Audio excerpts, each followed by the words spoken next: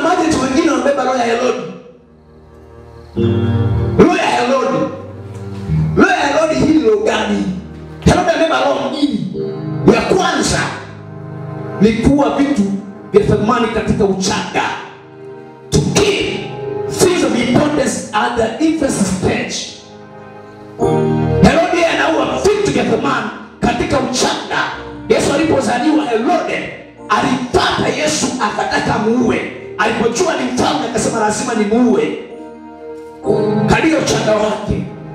Kwa kila kitu ni kichanga, kaenda kuchukua, yeye anataka aue. Kama ni biashara inaanza bado ni changa, anataka yue. Chochote kile, kwa Herode amebeba roho ya uachi na anaua vitu vichanga na anaanza kuchipuka. Kama ni mwimbaji na kuchipuka na shangaa, dume na kufa. Ni biashara na kuchipuka, kile anaua Herode. Anaua matumaini, anaua vitu katika hatua za uchanga Herode. Alright? Amen. Alright? Amen. Na hilo Herodi pia inalinda kuchungua. Maana sasa Herodi akakaa kwenye kiti, akaanza kusema anajiita Mungu. Pala akapigwa na chango, akafa.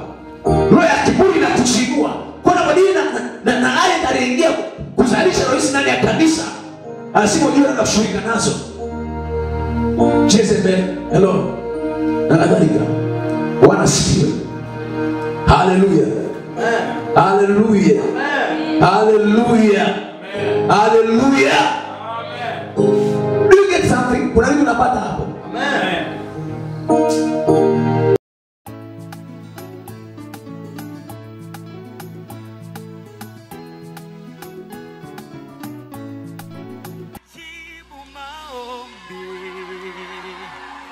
Amejibu kwa wakati.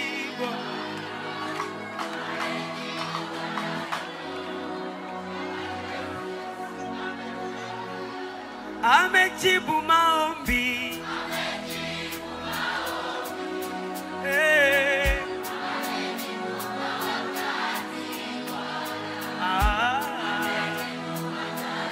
Jamani Yesu. One more. Oh, amejibu maombi. Amejibu kwa